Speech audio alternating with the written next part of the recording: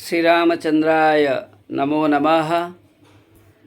मैं बहुत भाग्यवान हूँ कि महान गुरुओं की बातें आपके सामने बतला पा रहा हूँ। रामायण की बात कौन नहीं जानता, सभी लोग जानते हैं। रमणीय राम, रमणीय कथा, रमणीय इतिहास, कथा न कर इतिहास कहेंगे। रमणीय इतिहास रामायण में भरा हुआ है। श्री रामचंद्र कैसे थे, कैसे उनका आविर्भाव हुआ, किस प्रकार उसने राक्षसों का निधन किया, कैसे मिथिला में पहुँचे, किस प्रकार उनका ब्याह आदर सम्मान पूर्वक हो रहा है, सभी एक एक श्रवणीय बात है। इतिहास से परिनिष्ठित, संस्कृति सन्निहित बात है, सांस्कृतिक बात है, कल्चरल इंसिडेंट है, फैक्ट है। क्योंकि यह बात पहले भारतवर्ष में ही घटी है, हुई है। कथा क्या है, ये इतिहास क्या है? कथा न कहकर इतिहास की इतिहास क्या है? श्री रामचंद्र ने शिव धनुष को तोड़ दिया। सीता का ब्याह उनसे होने वाला है। आनंद का विषय आलोचना के हिसाब से, प्रस्तुति के हिसाब से अन्य भाइयों का विवाह भी वहीं होता है। राजन जनक की दो पुत्रियों से एवं अनुज भ्राता कुशध्वज के दो पुत्रियों के साथ बड़े सुंदर ढंग से हो रहा है। और वहाँ अतिथि के रूप में बहुत गण्यमान्य लोग आए हुए हैं। राजा जनक जी के राजमहल में उपस्थित होने के लिए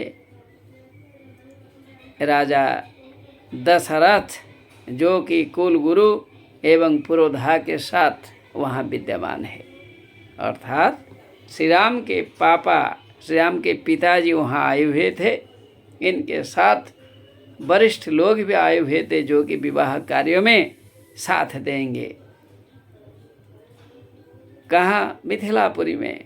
क्योंकि सीता ने जो सीता का ब्याह के लिए प्रण था, जो शर्त था, वह पूरा हो गया था। उसी के हिसाब से श्री दशरथ जी आए हुए हैं अपने अन्य पुत्रों के साथ। सारी बातें तो यहाँ नहीं बतलाई जा सकती है, लेकिन ब्याह के बारे में वर्णना प्रोफेसर प्रहलाद ने किया है इस प्रकार। महोत्सव तो संजात मिथिलायाम तदा पुनः। विवाह महोत्सव मिथिला में हुआ और श्री राम के साथ सीता का हुआ, उर्मिला के साथ लक्ष्मण का हुआ, मांडवी के साथ भरत का हुआ, श्रुतकीर्ति के साथ शत्रुघ्न का हुआ। ये सब कन्याएं और ये पुत्र सभी के लिए बहुत महान आदर्श के रूप में विद्यमान थे। यह सब देखकर सभी कृत्य हो गए, आनंद से परिपूर्ण हो गए, जिसका वर्णन एक साधारण आदमी मेरे जैसे कर नहीं सकता। महोत्सवैस्तु संजातो विवाह वै यथा विधि। महान विवाह उत्सव संपादित हुआ, सर्वत्र आनंद प्रवाहमान हुआ, सभी आनंदित हुए। सर्वे प्रमुदिताश्चैव मिथिलावासिनो जनाः। मिथिला में जितने लोग थे, सभी के हृदय तंत्र में आनंद परिपूर्ण हुआ। All were overwhelmed with joy, unspeakable joy. Inexpressible joy. आनंद को कौन कह सकता है मुझे 100% मिला? कोई कह सकता है? सुनने वाला विश्वास उसी ढंग से कर सकता है, अपनी भक्ति के आधार से, अपने भाव के आधार से।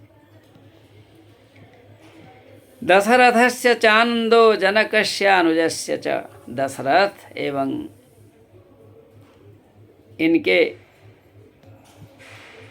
जो संबंधी जनक, वे सभी प्रसन्न पुलकित हुए।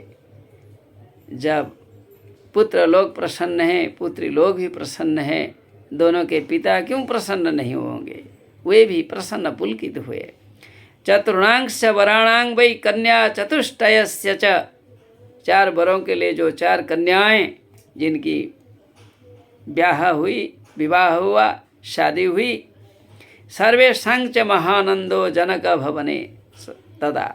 उस समय राजा जनक के सदन में, राजमहल में अपार आनंद का प्रवाह चलने लगा, जिस प्रवाह के बारे में हम नहीं कह सकते। दिव्य आनंद का प्रवाह, अमृत जैसे आनंद का प्रवाह मिथिलापुरी में होने लगा, जहाँ जनता, सभी लोग, मित्रगण, बंधुगण, आत्मीयगण बहुत आनंदित होने लगे। यह बात यहीं से संक्षेप में समाप्त होती है। नमो नमः।